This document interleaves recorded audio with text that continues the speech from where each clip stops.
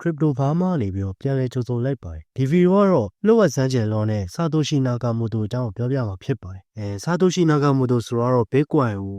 ဖန်တီးခဲ့တဲ့လူလို့လည်းပြောလို့ရတယ်ပြီးတော့ Bitcoin ရဲ့ founder လို့လည်းပြောလို့ရတယ်ဒါပေမဲ့ Satoshi Nakamoto ဆိုတာလူလားအဖွဲ့အစည်းလားဆိုတာအခုချိန်ကြီးမသိရသေးပါဘူးဒီကနေ့မှာတော့သူ့အကြောင်းပြောပြမှာဖြစ်ပါတယ်Satoshi Nakamoto အကြောင်းကိုမပြောပြခင်မှာအသင်အနေနဲ့နှစ်ချက်လေးတက်မီးလေးကိုပိတ်ပြီးတော့ဒီဗီဒီယိုလေးကို like လုပ်ပေးတော့ပါဦးခင်ဗျာSatoshi အကြောင်းကိုကောင်းကြကြဝန်းသိချင်တယ်ဆိုရင်တော့အဲ့ဒီခေတ်ဝန်းကျင်မှာဖြစ်ခဲ့စီးပွားရေးအကြောင်းကောင်းသိဖို့လိုပါတယ်ပထမဆုံးအနေနဲ့ပြောရမယ်ဆိုရင်တော့စီးပွားရေးပြတ်ကတ်ပေါ့ဗျာ2008ကာလမှာစီးပွားရေးပြတ်ကတ်ဖြစ်ခဲ့အောင် Global Financial Crisis လို့လည်းခေါ်ပြီးတော့အဲ့ဒါကို Great Recession လို့လည်းခေါ်ကြရတယ်ဗျာဒါကတော့ဒုတိယကမ္ဘာစစ်နောက်ပိုင်းပြီးရဲ့အချိန်မှာအကြီးဆုံးစီးပွားရေးပြဿနာတစ်ခုပေါ့ဗျာပြဿနာရဲ့အစဘယ်ကနေစဖြစ်လာလဲဆိုတော့2000ပြည့်ကာလတွေမှာအမေရိကန်ဘဏ်တွေဟာပတ်စံချီရဲ့အပေါ်မှာတော်တော်လေးကိုမှတွင်ကြဲကြဲလှုပ်လာကြတယ်အထူးသဖြင့်ဆိုရင်တော့အိမ်ပိုင်ချေးငွေပေါ့ဗျာအိမ်ဝယ်ဖို့တော့ကိုချေးငွေပေးရဲ့ပုံစံပြောတာပေါ့အင်္ဂလိပ်လိုပြောမယ်ဆိုရင်တော့ mortgage loan လို့ခေါ်ရပေါ့အဲ့ဒါတွေကိုဘယ်သူတွေကိုပေးလဲဆိုရင်တော့တောင်သူလယ်သမားတွေပြီးတော့အမြဲဝင်ငွေမရှိနေတဲ့လူတွေကိုကွာအတိုးနှိမ့်နဲ့လုံးဝပေးကြရတယ်ဗျာအဲ့ဒါကိုကြတော့ subprime mortgage လို့ခေါ်တယ်အဓိကအဲ့လိုပတ်စံချေးပေးတဲ့အကြောင်းရင်းကတော့အိမ်ချမ်းမြေဈေးဆိုတာအမြဲမြင့်တက်မယ်လို့ခံမှန်းထားကြလို့ပါအဲ့ခံမှန်းချက်ကမှန်သွားလားဆိုတော့လည်းမမှန်သွားပါဘူး2006-2009ကာလတွေမှာအိမ်ဈေးတွေကမတက်တော့ဘဲနဲ့တဖြည်းဖြည်းနဲ့ကျလာခဲ့ပါတယ်အဲ့လိုကျလာတဲ့အချိန်ဒီမှာပဲအခြေခံလူသားစားတွေကချင်းငွေကိုမဆက်နိုင်လို့ပါဘူးအိမ်တွေကလည်းတမိုးကျလာတယ်ဘဏ်တွေကနေပြီးတော့လည်းပြန်မရတဲ့ချင်းငွေကများလာတယ်အဲ့ဒီအချိန်မှာပဲ Lehman Brothers လို့ခေါ်တဲ့အမေရိကန်အကြီးဆုံးယင်းနှိမ့်မြုပ်နှံမှုဘဏ်တစ်ခုဟာ2008စက်တင်ဘာလ15ရက်နေ့မှာပဲ bankruptcy ဖြစ်သွားပါတယ်ရှင်းပြောရင်တော့အရင်ပြုတ်သွားပါတယ်ဒါကတော့စီးပွားရေးလောကတစ်ခုလုံးကိုတုံခါစီရဲ့အကြီးဆုံးသတင်းတစ်ခုလည်းဖြစ်ခဲ့ပါတယ်အဲ့လိုဖြစ်တာနဲ့အမျှပဲ stock share market ဈေးတွေကလည်းထိုးဆင်းသွားပါတယ်အဲ့လိုအခြေအနေတွေကြောင့်ပဲပြည်သူလူထုတွေကဘဏ်နဲ့အစိုးရတရက်ကိုလုံးဝမယုံကြည်ကြတော့တဲ့အချိန်ကာလတစ်ခုရောက်ရှိလာခဲ့ပါတယ်အဲ့ဒီအချိန်မှာပဲဘယ်ရမှန်းလည်းမသိဘူးအဖွဲ့အစည်းလားဒါမှမဟုတ်လူတဦးတယောက်ရဲ့နာမည်လားမသိပေပဲလေSatoshi Nakamotoဆိုတဲ့နာမည်နဲ့ဖတ်ပေါ်လာပါတယ်သူ့ရဲ့ရည်မှန်းချက်ကတော့ရှင်းပါပဲငွေဆိုတာမြည်အဖွဲ့အစည်းအောက်မှာမရှိတဲ့ဘူးအစိုးရရဲ့အောက်မှာလည်းမရှိတဲ့ဘူးလူတွေကယုံကြည်မှုတစ်ခုပေါ်မှာပဲမူတည်ပြီးတော့ငွေစည်းကြောင်းတွေကိုဖန်တီးနေကြတယ်သူ့အနေနဲ့ဘယ်အဖွဲ့အစည်းတစ်ခုရဲ့အောက်မှာမရှိတဲ့ငွေကြီးတစ်ခုကိုသူကဖန်တီးခြင်းတယ်ရှင်းပြောရင်တော့ decentralized digital money တစ်ခုကိုသူကဖန်တီးခြင်းခဲ့တာအဲ့အချိန်မှာပဲ2008ကာလတွေမှာသူက Bitcoin white paper ကိုစာပြီးတော့ထုတ်ဝေခဲ့တာပါSatoshi က2008အောက်တိုဘာလ31ရက်နေ့မှာ Bitcoin a peer-to-peer electronic cash system ဆိုတဲ့ white paper ကို cryptography mailing list ပါတင်လိုက်ပါတယ်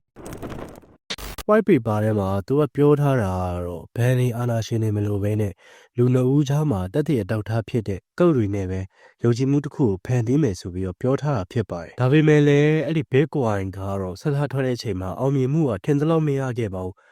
ဈေးကလည်း3.333ကနေပြီးတော့ဆောက်ခဲ့ရပါ2008ခုနှစ်မှာဆိုရင် Bitcoin တွေကအလကားမိုင်းလို့ရတဲ့ coin တစ်ခုဖြစ်ပါတယ်ပထမဦးဆုံး Bitcoin တော့ဘယ်မှာစပြီးတော့အလုပ်လုပ်ခဲ့လဲဆိုရင်တော့2009 January 3ရက်နေ့မှာ Satoshi က Bitcoin blockchain ကိုပထမဦးဆုံးအချိန် run လုပ်ခဲ့ပါတယ်သူက Genesis block SHA-0 mine လုပ်ခဲ့ပါတယ်အဲ့ဒီ block ထဲမှာစာကြောင်းတစ်ကြောင်းလေးပါဝင်ပါသေးတယ်အဲ့ဒီစာကြောင်းတော့ဒီစာကြောင်းလေးဖြစ်ပါတယ်ဘယ်ရီကဒီလိုထပ်ပြီးတော့အပြည့်တွေလုံးနေအောင်မယ်ဆိုရင်ဒီနီးစနစ်အသစ်တစ်ခုတော့လိုအပ်ပါတယ်ဆိုပြီးတော့ပြောရတာပါပြီးတော့2009ခုနှစ်မှာပဲ blockchain ပေါ်လာပထမဆုံးအချိန်အနေနဲ့ Satoshi ကသူ့ရဲ့အဖို့ developer ဖြစ်တဲ့ Halfine ကို10 Bitcoin ပေးလိုက်ပါတယ် Halfine က cryptography community ထဲမှာဆိုရင် viewer မြင့်တဲ့လူတစ်ယောက်လည်းဖြစ်ပါတယ်သူက running Bitcoin ဆိုတဲ့ tweet တစ်ခုလည်းတင်ခဲ့ပါရဲ့ဒါ Bitcoin တမိုင်းမှာပထမဆုံး tweet လည်းဖြစ်ပါတယ်ဒါပေမဲ့ Bitcoin စနစ်ကစပြီးတော့အလုပ်ဖြစ်လာတဲ့အချိန်မှာပဲ Satoshi က website ပေါ်မှာ post တင်တာတွေဘာတွေကတဖြည်းဖြည်းနဲ့နည်းလာတယ်နည်းပဲပျောက်သွားတယ်Satoshi Nakamoto ကဘယ်ချိန်မှာနောက်ဆုံးပျောက်သွားခဲ့လဲဆိုတော့2011ကာလမှာပျောက်သွားခဲ့တာပေါ့သူ့ရဲ့ forum account တွေလည်းပိတ်လိုက်တယ် email account တွေလည်းပိတ်ပြီးတော့သူကစာတစ်စောင်တော့ချိန်ခဲ့ပါတယ်အဲ့ဒါတော့ဒီစာသားလေးဖြစ်ပါတယ်ပြီးတော့အဲ့ Satoshi ကလောကကိုထပ်မပေါ်လာတော့ပါဒါပေမဲ့ तू က2010မှာတော့သူ့ရဲ့ source code တွေကိုသူ give address လို့ခေါ်တဲ့လူတယောက်ပေးခဲ့ပါတယ် နောက်တစ်ခုထူးဆန်းတာကတော့ Satoshi ရဲ့ wallet ထဲမှာ1 million Bitcoin ရှိရဆိုပြီးတော့လူတွေကခံမှန်းထားကြပါတယ်ဒါပေမဲ့အဲ့ဒီ wallet ထဲကနေပြီးတော့ Bitcoin ကိုဘယ်သူမှမထုတ်ယူခဲ့ဘူးပါဘူးအဲ့ဒီ Bitcoin တွေဟာအခုဆိုရင်တော့ billion နဲ့ချီပြီးတော့တန်ဖိုးရှိနေမှာဖြစ်ပြီးတော့ Satoshi ကလူတစ်ယောက်ဖြစ်ပြီးတော့ဒီ Bitcoin တွေကိုဒါထုတ်ယူခဲ့ပဲဆိုရင်သူကကမ္ဘာအချမ်းသာဆုံးစင်းရင်းထဲမှာပါအောင်မှာဖြစ်ပါတယ်ဒါပေမဲ့လည်း Satoshi Nakamoto ဆိုတာကတော့ဘယ်သူလို့ဘယ်သူမှလည်းမသိရပါဘူးလူလားအဖွဲ့အစည်းလားမသိဘူးဆိုပေမဲ့လည်းတစ်ကမ္ဘာလုံးအတွက်ကိုမှငွေကြေးစနစ်တစ်ခုကိုပေးခဲ့တဲ့လူတစ်ယောက်ဖြစ်ပါတယ်အခုချိန်မှာ Bitcoin တစ်ခွိုင်းရောပဲဒေါ်လာ300ချီရှိနေတဲ့ကာလမှာသူ့အနေနဲ့ထူးဆန်းလှုပ်စွာနဲ့ကိုပဲပျောက်ဆုံးနေပါတယ်ဆိုတော့တင်းတော့ဘယ်လိုထင်ပါလဲခင်ဗျ comment ထဲမှာဝင်ပြီးတော့ဆွေးနွေးသွားကြပါဦး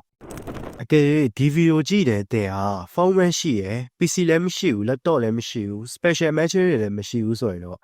ကျွန်တော်အနေနဲ့ crypto ဘက်ကိုလေးလာမယ်ဆိုရင် staking တို့ကိုလေးလာဖို့အကြံပေးပါတယ်အဲ့ဒါအတွက်လည်း Binance ဆိုတဲ့ app လေးနဲ့လုပ်လို့ရပါတယ် Binance မှာအကောင့်ဖွင့်ခြင်း$ရဖို့အတွက်ဆိုရင်ဒီကုတ်လေးနဲ့အကောင့်ဖွင့်မယ်ဆိုရင်တော့$တန်းရမှာဖြစ်ပါတယ်ကျွန်တော်ဗီဒီယိုလေးကနည်းနည်းလေးရှည်လာပါပြီဒီနေ့တော့ဒီတော့ပါပဲကျွန်တော်ရဲ့ content လေးကိုကြိုက်တယ်ဆိုရင်တော့ဒီဗီဒီယိုလေးကို like လုပ်ပေးသွားပါဦးခင်ဗျာဒီထပ်ပို့ပြီးတော့လိုချင်တယ်ဆိုရင်တော့ channel လေးကို subscribe လုပ်ပေးသွားကြပါ Facebook မှာကြည့်နေဆိုရင်လည်း Facebook အကောင့်လေးကို follow လုပ်တော့ပေးကြဖို့လည်းတိုက်တွန်းအပ်ပါတယ်ကျေးဇူးများတင်ပါတယ်